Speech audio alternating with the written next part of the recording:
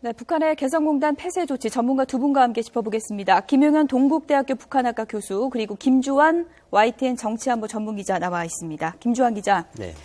지금 밤 10시 다 돼서 이제 280명 귀환 조치가 이루어졌습니다. 북한의 귀환 조치가 지금 지연된 데에 대한 또 이유도 나왔는데요. 오늘 폐쇄 조치 배경부터 좀 분석을 해볼까요? 일단 북한이 굉장히 의외로 24시간 만에 추방이라는 하고 자산 동결이라는 강수를 뒀습니다. 나름대로 이제 여러 가지 분석이 있겠습니다만 통전부장이 바뀐 데 김영철로 바뀐 데 따른 어떤 그의 김영철 특유의 그 어떤 행동 방식이 반영됐다 이렇게 정리해 볼 수 있을 거예요. 그 근거 중에 하나는 2008년도에 이 12월 1일 날 이른바 북한이 그 남측 근로자들 철수해라라고 할 때 당시 국방위원회 정책국장 자격으로서 권총을 차고 나타나서 굉장히 고압적인 제스를 했고요. 또 하나 김영철이 통전부장이 되면서 지금 이 시점에서는 김정은한테 좀 뭔가 좀 충성을 하고 어떤 본인 나름대로 좀 잘 보여야 되는 기간일 수도 있기 때문에 이런 부분에 대한 감안되지 않았냐라는 그런 추론이 가능할 수 있을 것 같습니다. 네. 김 교수님, 지금 김주환 기자가 지금 바뀐 김영철 체제에 대해서 얘기를 해주셨는데 근거에 대해서 어떻게 생각하십니까? 이게 충분한 근거가 됐다고 보시는지? 사실 이제 북한에서 통일전선부장이나 또는 대남 담당 비서가 군인이 직접적으로 그런 역할을 맡은 경우는 거의 없었습니다. 네. 그런 점에서 본다면 김영철 통전부장이 지금 거의 지금 확실시되고 있는 상황에서 군의 어떤 그 작전 이런 논리들이 대남 부분에서도 지금 그 통용되고 있다. 그래서 이번에 북한이 오늘 취한 조치들을 보면 상당히 좀 속전속결식으로 조치들을 취했거든요. 이런 것들은 북한 내부의 그런 의사소통 방식이 상당히 획일적으로 그리고 상당히 직선적으로 지금 이루어지고 있다. 이렇게 볼 수도 있겠습니다. 그렇군요. 우리 측의 가동 중단 조치에 대해서 북한이 이제 폐쇄 조치, 그야말로 강으로 나오지 않았습니까? 그렇습니다. 이후의 분위기, 남북 어떤 카드 내놓을 걸로 예상해 볼 수 있을까요? 사실 지금 상황에서 북한의 오늘 그 성명은 조평통의 성명은 남관계를 북한이 상당 기간 단절시키겠다. 그러니까 남관계를 북한은 할 의사가 없다. 이것을 사실상 보여있는 그런 성명이다 이렇게 봐야 됩니다. 다시 말씀드리면 그 남관계에서 우리가 개성공단 폐쇄 조치를 취했고 그 개성공단 폐쇄 조치는 사실 북한의 로켓 발사 때문에 이루어졌고 그 이전에 핵실험이 있었고 이런 일련의 과정에서 북한은 자신들이 던질 수 있는 카드 그러니까 개성공단에 대해서 남측이 포기한다면 북한도 개성공단에 미련 두지 않겠다. 박근혜 정부에게 끌려가지 않고 판 자체를 북한이 끌고 가겠다. 그런 차원에서 초강수의 그런 그 대결 구도를 보였다. 그렇게 평가할 수 있겠습니다. 김주환 기자, 지금 양상을 보면 교수님 말씀하시다면 이제 이른바 치킨 게임식으로 이렇게 서로 상대방이 양보해야 된다라는 이런 상황인데 저는 좀 가능성이 물론 북한의 태도가 전제가 돼야 됩니다만 가능성이 오늘 조평통 성명서에 보면요. 개성공단을 폐쇄하고 남북한 군 통신선과 판문점 연락 통로를 끊겠다. 그런데 여기 이 부분이 모든 선이라는 표현이 없어요. 그 근거 중에 하나가 우리가 2010년 천안함 이후에 3월 달에 천안함 사태가 나고 5.24 조치를 하고 이틀 뒤에 북한이 5월 26일 날 비슷한 성명의 입장을 내놓습니다. 그걸 잠시 소개를 하면요. 판문점 적십자 연락 대표 완전 중지라는 표현을 쓰고요. 완전 중지. 모든 남북한 통신 연계를 단절한다. 이런 부분이었어요. 그런데 그때는 최악의 상황이었습니다. 그때는 우리 군인들이 죽고요. 그랬지 않습니까? 그런데 결과론적으로 세월이 지났습니다. 세월이 지났는데 이게 좀 재개된 부분이 없지 않아 있고요. 그리고 또 하나 남북관계라는 것이 지금 물론 제가 거듭 말씀드리는 그러니까 원인 제공은 항상 북한이 파탄 제공을 했는데 지금은 이제 대통령께서 언급하는 건 좀 상황이 다른다. 여기서 그냥 선언적으로 하면 제5차 핵실험 하지 말란 법도 없고 이런 게 계속 동북아의 평화 혹은 전 세계 평화에 그 저해가 되기 때문에 고리를 끊어야 된다. 뼈아픈 교훈이지만 이런 부분이 있는데 그런데 결국은 이 북한의 패턴을 보면은 우리 통수권자, 우리 지도자에 대한 이렇게 원색적인 비난 발언이 높을수록 결과론적으로는 다시 대화 모드로 나서는 예. 물론 5월 달까지 북한이 자기들 굉장히 중요한 정치 이벤트가 있지 않습니까? 당대라는 이걸 기점으로 해서 그를 어떤 다시 모드로 풀자. 그래서 뭐 예. 지금 이 시설물도 그때까지 뭐 몰순하겠지만 이걸 뭐 훼손한다라든가 예. 이런 것까지는 안 갈 거로 예, 봅니다. 뭐 지금 김주환 기자께서 몰수라는 표현 해주셨는데 네네. 저희가 지금 협상 카드를 이야기하는 상태에서 저희가 리포트에서도 동결과 몰수에 대해서 이야기를 나누지 않았습니까? 네네. 개성공단에 있는 그 지금 남아있는 것들에 대해서 몰수 조치까지 갈 수 있다고 보시는지. 사실 이제 그것은 앞으로의 한반도 정세, 예. 남관계에서 더 많은 남북이 갈등 구조를 만들어내느냐. 그러니까 지금 북한이 또 다른 그 저강도 무력시, 그러니까 예를 들어서 중거리 미사일을 동해상으로 발사한달지, 또는 NLL 수역 이남으로 해안포 사격하거나 네. 단거리 미사일 발사하거나 이런 수순들을 북한이 밟아갈 경우에 그럴 경우에는 동결이라고 하는 것 자체가 몰수까지도 갈 수 있는 그런 상황이라고 봐야 될 것 같고요. 예. 사실 좀 우려스러운 부분은 3월, 4월 달이 키리졸브 훈련입니다. 또 이번 훈련은 과거와 다르게 강도 높은 훈련 그리고 중요한 어떤 전략 자산들이 미군의 전략 자산들이 전진 배치되는 그러니까 핵잠수함도 오고 그다음에 이제 항공모함도 한 2척 정도 오는 이런 식의 그 강수를 지금 한미 당국이 두겠다는 것이고 거기에 대한 반발의 형식으로 북한이 키리졸브 훈련 전후에 키리졸브 훈련 중간에는 아마 북한이 군사 무력시를 할 가능성은 저는 낮다고 보는데 그 직전이나 직후에 그런 무력시 쪽으로 간다면 또 우리의 그 반발 국제사회 반발이 가해지는 것이고 네. 이제 그런 과정에서 몰수까지도 갈 수 있다. 다만 예. 지금 말씀이 있었습니다만 이 몰수까지 간다는 것은 사실 돌이킬 수 없다라고 우리가 봐야 되기 때문에 북한이 그 5월달 넘어서서 7차 당대 이후에 대화의 어떤 분위기를 끌어내면서 역설적으로 어떤 북한에 대한 압박 분위기 자체를 좀 흐트러 놓는 예. 뭐 이런 식의 행보가 나올 수도 있다. 그렇게 본다면 네. 어쨌든 지금부터 5월 달까지 이 과정 자체에서 남북이 또는 한반도 상황 자체가 최악으로 치닫는 이 상황들은 막아야 된다. 네. 이 부분이 대단히 중요하다고 봅니다. 지금 교수님 말씀하셨습니다마는 2013년도 5개월여도간의 개성공단이 가동이 중단됐을 때 북한하고 한 7차례 만났지 않습니까? 그럴 때 북한이 내놓은 것이 이 재개하면서 우리 보고 그 금강산 관광지구에서 이산가족 상봉을 하자라고 이렇게 똑같은 유화 제스처를 내본 적이 있었어요. 그래서 네. 우리는 그때 이걸 합의를 하면서 당시에 그 이산가족 상봉이 이루어질 줄 알았어요. 근데 네. 이 개성공단이 합의가 이루어지고 나니까 우리가 언제 그러냐. 그래서 또 북한이 이런 이 유화 전술 긴장을 고조시키고 화해 모드로 나가는 북한의 전형적인 패턴이 있습니다. 패턴이 있기 때문에 이번에는 이제 북한이 좀 개인적으로 좀 놀랬을 거라고 봅니다. 이번에 개성공단 그 가동 중단이라는 게 뭐 일각에서 언론에 나왔으면 정부 사이드에서 나왔습니다만은 우리가 이렇게 실질적으로 하겠냐, 과연 하겠느냐 이런 우려가 내부적으로 있고 북한 내부에서도 그런 우려가 있는데 했단 말이에요. 그러니까 오늘 우리 리포트, 우리 YTN 기자들의 보도를 보면 오늘 오전 상으로는 북측 관계자가 정말로 폐쇄하는 거냐. 예. 이런 우려를 전달을 했다라고 하지 않습니까? 예. 그러니까 그런 그 실제 5만 4천 명의 근로자들이 지금 어떤 의미에서는 본인들은 생계에 달린 문제이기 때문에 굉장히 예.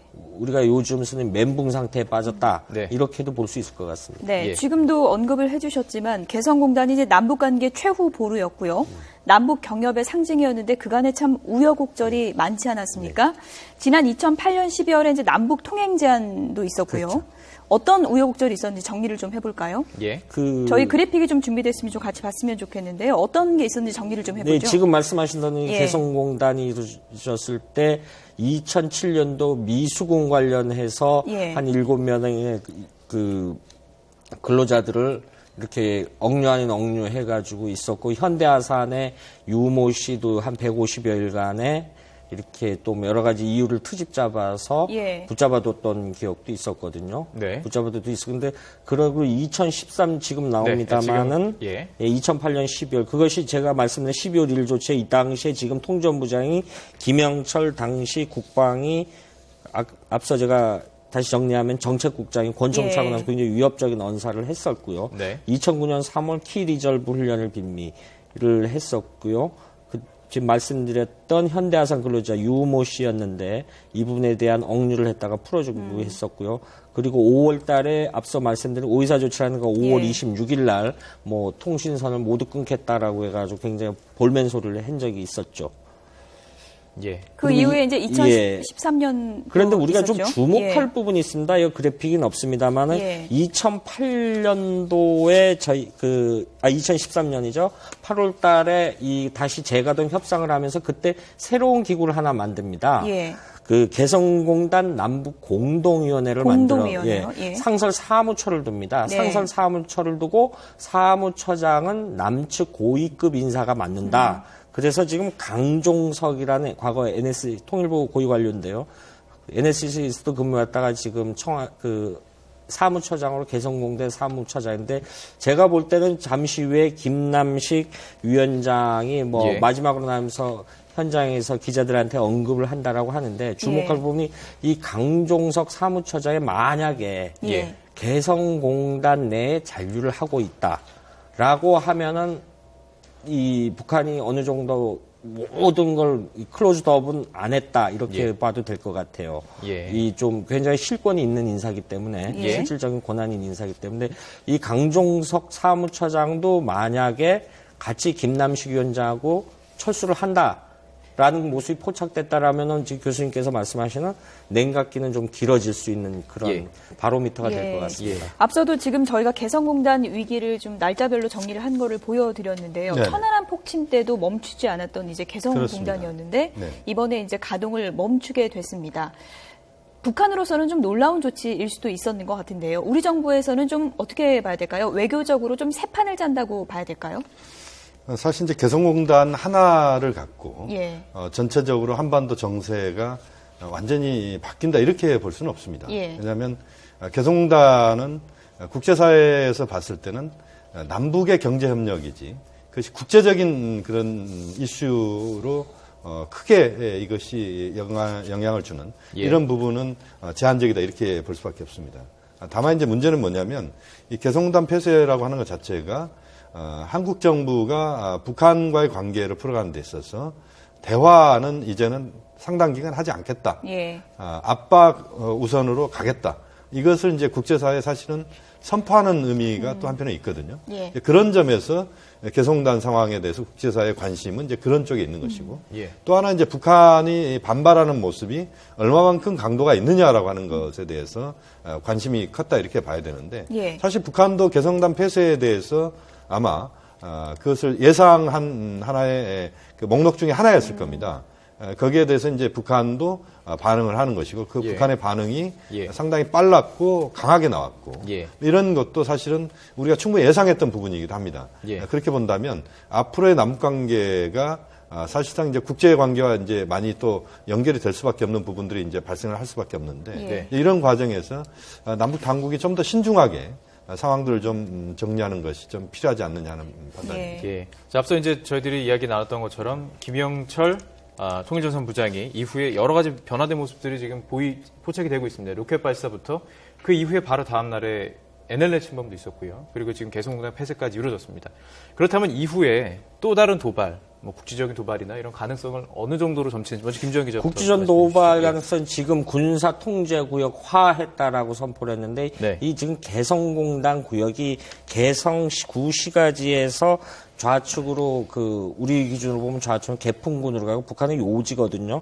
그런데 전략지역인데 이것이 이 지역이 과거 6.25 전쟁 때 문산 축선이라 그래서 서울을 바로 침공할 수 있는 그런데 여기에 그래서 북한군 2군단 산하에 육사단이 주둔하고 있었습니다. 과거에 육사단. 근데 김정일이가 이 개성공단을 하면서 큰 양보를 했던 군부의 반발을 무릅쓰고 장사정포라든가 군 주력을 개성공단 후방으로 물렸다. 예. 그런데 이 육사단 주력이 다시 오겠다라고 엄포를 놓은 거거든요. 네. 엄포를 놓기 때문에 이렇게 되면 물론 이런 부분이 있습니다. 우리가 조기 통제 경보가 좀 빨라지기 때문에 우리의 감시 태세가 좀 많아져야 되고 물론 국방부에서 다 대비를 하고 있는 거로 이렇게 전달해도 되는데 그런데 북한이 지금 여기서 위력 도발을 할 개연성은 있는데 이것이 뭐 NLL 남측으로 해안포를 쏜다거나 뭐 이렇게까지는 안 하리라고 봅니다. 그리고 뭐 중거리 단거리 미사일을 자기들 원산에서 동해상으로 쏘는 뭐 그 정도를 하는데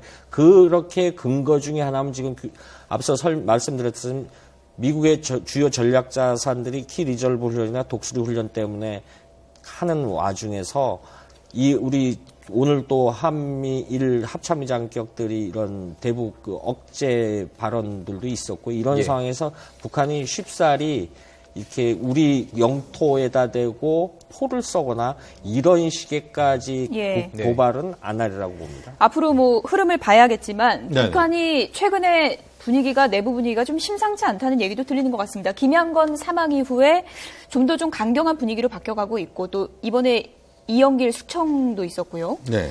그렇기 때문에 앞으로의 흐름은 우리가 좀 예상하기 힘든 부분으로 갈 수도 있다라는 예측도 있더라고요. 어떻게 보십니까? 사실 이제 북한 입장에서는 예. 두 가지를 가장 중요한 그런 목표로 삼고 있다 이렇게 봐야 됩니다. 하나는 7차 당대회.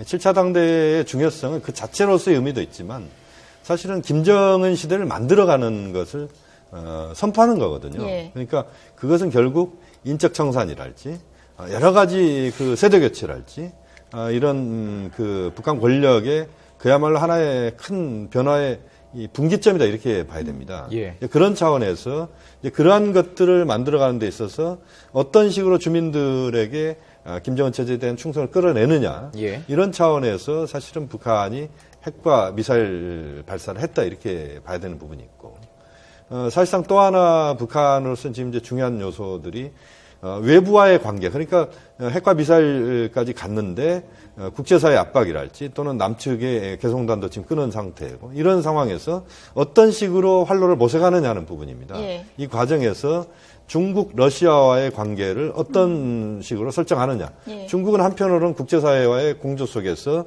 대북 압박에 나설 수밖에 없고 또 그러면서도 중국은 또 북한을 아예 팽개칠 수는 없는 상황이고 이런 상황 속에서 북한 나름대로 예. 줄타기를 할 수밖에 없는 그 속에서 얼마만큼 지금의 그 북한이 크게 사고를 치고 나서 예. 외부 환경들을 북한 나름대로 관리하면서 그 안정감 있게 자신들 나름대로의 그 틀로 상황들을 예. 끌고 가느냐 예. 뭐 이런 것들에 있어서 북한 나름의 그런 여러 가지 앞으로의 그 자신들의 계획이랄지 또는 입장들이 또 그 외부에 그 선을 보이는 예. 이런 식으로 갈 가능성이 있다고 봅니다. 그래서 그 북한이 뭐 오늘 이 위중한 시기에 평양 시내에서 미사일 관련자를 환영하는 그것들을 조선중앙통신 이용해서 보도를 했습니다. 이 내부를 어떻게 단속하기 위한 걸까요? 아니면 광명성 이것을 위성이다를 주장하려는 걸까요? 북한이 이번에도 보면은 군복을 파랗게 입은 사람들을 봤으니까 북한이 이제 그걸 제4군, 북한의 네. 육해 공군의 제4군, 이른바 전략군이라고 합니다. 그런데 이것이 굉장히 의미 변화가 있습니다. 2013년, 14년까지는 전략 로켓군이라고 썼고요. 예. 그 이전에는 미사일 지도국이라는 표현을 썼습니다. 네. 그런데 이게 변화 과정을 보여요. 이 변화 과정을 보이는 게 중국이 이 군사 강국화하는 패턴하고 비슷한 양태를 보입니다. 중국은 지금 미사일 부대를 제2포병이라고 하는데 이 사람들에 대한 우대를 오늘 한 거거든요. 이거는 우리가 기존의 북한군하고 좀 성격이 다른 면이 있는데 이게 조선노동당 직속으로 되어 있습니다. 그런데 이 부분에 대해서 하고 올해 김정은의 신년사 중에 자강력 제일주라는 표현과 휴양한 신설계도를 열어가겠다. 이 새 세상을 만들어갔다. 이것이 이제 핵병진 경제 노선을 해서 자기들 중심대로 보여나가겠다. 그런데 앞서 교수님 말씀하신 부분 중에 이제 중국이 이제 자꾸 우리 입장에서는 좀 마음에 안 드는 태도를 보이고 있지 않습니까? 근데 북한에 이제 이른바 북한을 옹호해야 된다는 전략적 자산론이 있고 북한이 굉장히 속을 새기니까 북한이 중국 내 젊은 공직자나 일부 학계에서는 부담론이 나오고 있는 게 이게 근데 중요한 건 이 시각이 공존한다는 것이죠. 예. 중국 내부에서. 그런데 이 전략적 부담론이 커진다라고 하면은 당장은 아니지만 북한에 대한 어떤 거부감을 보이고 이번에 미사일 발사 이전에도 여러 가지 취재원들의 이야기를 보면은 이번에 우다웨이가 갔지만은 사실은 북한이 중국에 대한 굉장한 쉽게 말해 욕설 아닌 욕설을 내부적으로 계속 한다라는 이야기가 있어요. 예. 그러니까 그게 역설적으로 말하면요. 북한의 패턴은 굉장히 외국 사회에다 대고 자꾸 뭐 이렇게 사고를 치고 보면은 본인들이 요구하는 게 분명히 있습니다. 네. 이거를 역설적으로 좀 달라라고 예. 하는 예. 부분이 있을 예. 것 같고요. 예. 이런 부분을 좀 이중성으로 좀 봐야 될 것 같습니다. 네. 그동안은 남북 관계가 좀 얼어붙어도 개성공단이라는 줄이 있었는데요. 네네. 지금은 이제 개성공단, 이산가족상공, 금강산관광 이렇게 좀 3대 축이라고 한다면 전부 다 먹구름이 좀 껴있다 이렇게 봐야 될 것 같은데 이런 상황이 참 오랜만인 것 같은데 어떻게 좀 해결을 해야 될까요? 사실 먹구름 정도가 아니고 예. 지금은 뭐 완전히 지금 암흑이다 이렇게 예. 봐야 됩니다. 왜냐하면 말씀하신 것처럼 개성공단이 갖고 있는 의미는 아까 김주한 기자 말씀이 있었습니다만 사실은 그게 어떤 경제적인 것뿐만 아니라 평화 또는 남관계의 하나의 그 마지막 남은 보루다 이렇게 볼 수밖에 없고 예. 금강산 관광 부분은 뭐 이미 이제 중단된 지가 꽤 됐습니다만 어쨌든 그것도 매우 중요한 것이었고 이산가족 상봉 같은 경우는 그 박근혜 정부 들어서도 그것이 이루어졌지만 어쨌든 뭐 인도적 차원에서 가장 중요한 요소들인데 예. 그러니까 경제적인 것, 예. 인도적인 것 이런 부분들에서 예. 여러 가지 문제가 네. 해결되지 않고 있다 이렇게 볼 수 있습니다. 네. 개성공단에 남아있던 우리 측 인원들이 오늘 밤 10시 다 돼서 이제 귀환을 시작했고요. 그렇습니다. 귀환이 이제 예. 모두 거의 마무리가 된 것 같습니다. 예. 김남식 개성공단 관리위원장도 이제 귀환을 마지막 귀환자인데요. 예. 귀환을 해서 귀환 관련 입장을 밝힐 것 같습니다. 네. 지금 현장 현장 화면이 연결해 들어오는 보시죠. 좀 연결을 해볼까요? 네. 제가 먼저 잠깐 얘기를 할게요. 네. 김남식 예. 관리위원장입니다. 예, 북한이 일방적으로 우리 자산을 동결하고 인원을 추방한 데 대해 유감스럽게 생각합니다. 우리 관리위원회는 입주 기업, 유관 기관들과 협조해서 우리 인원의 안전한 귀환에 중점을 두었습니다. 그래서 차분하게 대처를 했고, 그래서 전원이 무사히 지금 다 귀환을 하게 됐습니다. 염려해 주신 국민 여러분들께 감사의 말씀을 드립니다. 말씀 내려주세요, 조금만. 후방 통보 시간이 5시 반이었는데요. 일정이 늦어진 과정도 설명해 주시겠습니까? 그 이후에 여러 가지 준비할 사안이 많이 있었습니다. 짐도 싸야 되고, 그렇기 때문에 그 준비하는 기간이 좀 걸렸기 때문에 늦어지게 됐습니다. 통관 과정에 짐 생각하면 다시 또 돌려보내고 이런 과정이 있었다는데 그건 어떻습니까? 그 과정에서 여러 가지 우여곡절은 있었습니다. 자세히 다 말씀드릴 수는 없지만 우여곡절은 있었고 그 기업들 입장에서 보면은 이 원자재라든지 어떤 금형이라든지 이런 아주 중요한 물품들을 가지고 나오고 싶어 했는데 그 부분이 좀 잘 안 돼서 좀 유감스럽게 생각을 합니다. 북한하고 협의 과정에서 조평통 성명을 받으셨다고 전해드리셨나요? 그 추정이나 그 회색 예, 그 과정에서. 과정을 그 상황을 정확히 좀 설명해 주시겠습니까? 어떤 논의 과정에 어떤 방식으로 선고를 받았다고? 아니 북측과 협의 과정에서 북측이 그 성명 내용을 이야기를 했습니다. 어떤 내용을 설명하셨나요? 아니 그 성명 내용을 그대로 낭독을 했고요. 뭐 그런 상황이었죠. 그 이후 논의 과정은 그 이후에는 이제 실무적으로 이 나오는 문제, 시간 문제, 뭐 이런 문제들을 가지고 계속 우리 관리위원회하고 북측하고 협의를 계속 진행을 했습니다. 직접 대면 협의 중이었죠. 어떤 상황이었나요? 그러니까 조평통 성명 전에 북측하고 협의하는 방식은 어땠습니까? 그러니까 조평통 성명 그때도 같이 만나서 얘기를 했고 헤어진 뒤에 필요하면 우리가 또 그 총국하고 협의를 하고 그런 방식으로 진행이 됐습니다. 북측에서 뭐 임금이나 토지 사용 이런 미수금 정산에 대한 얘기는 없었나요? 없었습니다. 아예 언급이 없었어요. 네, 없었습니다. 안전 단수 조치가 있어서 관계자들도 모두 나온 걸로 알고 있는데 관리할 지금 수 있는 인원이 없는 네, 한전하고 전부 다 나왔고요. 그리고 단전 문제는 이 남측에서 지금 할 수 있게 돼 있어요. 시스템이. 그러니까 그 북측에서 조치하는 게 아닙니다. 그 현장에서 조치하는 게 아니기 때문에 여기 나와서 이제 검토할 그런 문제입니다. 지금 현재 전기하고 좀 공급이 되고 있다고. 전기는 지금은 공급이 되고 있죠. 인근 지역에서. 전기는 원래 인근 지역은 안 가요. 공단에만 씁니다. 그 전기는. 네. 물 같은 경우도 안전 조치를 하고 나왔고요. 다 봉인하고 나왔습니다. 자, 됐습니다. 향후 북측이랑 추가로 뭐 협의하거나 이걸 여지는. 아직은 뭐 그런 쪽으로 얘기된 바는 없습니다. 예, 고맙습니다. 한 명도 없는 겁니까 지금? 예, 다 나왔습니다. 전원 나왔습니다. 예.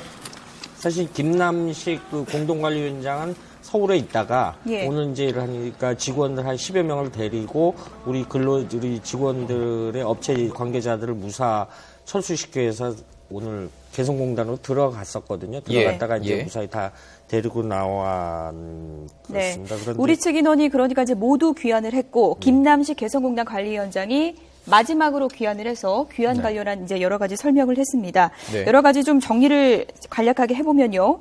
북한의 일방적 추방 조치에 대해서 이제 유감이다. 그리고 안전 귀환에 중점을 뒀는데 전원을 귀환하게 돼서 국민께 뭐 심려를 끼쳐드려서 죄송하다 이런 얘기가 있었습니다. 예. 준비할 사안이 많았기 때문에 준비 때문에 늦어졌다라고 밝혔고요. 지금 앞서 우리가 이제 계속 보도를 했습니다만 북한이 우리 시각으로 오후 5시 30분까지 전원 철수하라라고 했는데 저녁 10시까지 그래서 사실은 그 뭔가 좀 우발 상황이 벌어지는 간에 걱정도 사실 있었고요. 그래서 이 사실 그 통일부 출입하는 기자들이나 이런 건 어느 정도 배경 백브리핑이 있어서 내용은 알고 있었는데 북한 관계자들이 그 현장에서 굉장히 뭐 고압적이나 위압적인 행태는 보이진 않았고요. 네네. 그런 이제 봉인하는 과정이 좀 오래 걸렸고 그리고 실제 5시 30분에 조평통 성명이 나왔지만은 개성공단 지도총국 관계자들한테는 4시 한 40분쯤에 이 지시문이 전달됐다라고 합니다. 그러니까 북한 내부에 혼선이 좀 있었다고 봐야 되겠죠. 그러니까 한 40여 시간밖에 없었는데 40여 분 안에 일하다가 어떻게 자기 물건도 다 싸겠습니까? 그러니까 이것이 결국은 저녁 10시까지 늦어졌다 이렇게 정리하면 될 것 같습니다. 주목할 부분은 미수금 정산 맞습니다. 얘기를 안 했다는 부분인데요. 이건 어떻게 해석을 해야 될까요? 2013년과 다른 거 아니겠습니까? 좀 다른 상황이죠. 그렇습니다. 지금 상황에서는 아마 지금 오늘 불과 몇 시간 안에 지금 모든 것들이 지금 정리가 되는 상황이었기 때문에 구체적인 그런 미수금 문제랄지 또는 세세한 부분들에 있어서는 명확하게 그것이 정리되지 않은 상태에서 지금 내려왔다 이렇게 봐야 되거든요. 그렇게 보면 차후에 이제 그런 부분들에 대해서 아마 북측에서 아마 문제 제기가 있을 수도 있고 또 우리 쪽에서 또 문제 제기할 수 있는 요소들이 있고 그런 부분들은 좀 더 그 시간을 두고 정리를 할 가능성이 있다. 그렇게 봐야 될 것 같고요. 지금 2013년 김남식 때는 위원장의 표현을 보면요. 포괄적 의미지만 필요하면 추후에도 협의하겠다 이런 표현이 잠시 전에 들렸거든요. 그런 게 모든 게 좀 포괄적으로 포함되지 않았나 이렇게 볼 수 있을 것 같습니다. 그러니까 미수금 정산 안 했다는 것이 그냥 북쪽에서 폐쇄로 얼른 마무리 짓겠다 이 부분으로 해석할 게 아니라 추가 어느 정도 이야기가 될 수 있다 이렇게 해석할 수가 있는. 지금 상황에서는 그 남북이 사실은 이제 강대 강의 이 대결 구도를 지금 형성하는 과정에서 아주 세밀한 부분들까지 무 자르듯이 딱딱 자르는 이런 상황은 아직까지는 아닌 것 같습니다. 그래서 김주환 기자 말씀이 있었지만 좀 더 이제 그 마무리해야 될 부분들이 있을 수 있을 것 같고요. 또 하나는 지금 이제 단전 단수 부분 같은 경우도 사실은 단전은 우리 문산 변전소에서 그 스위치를 내리면 되는 겁니다.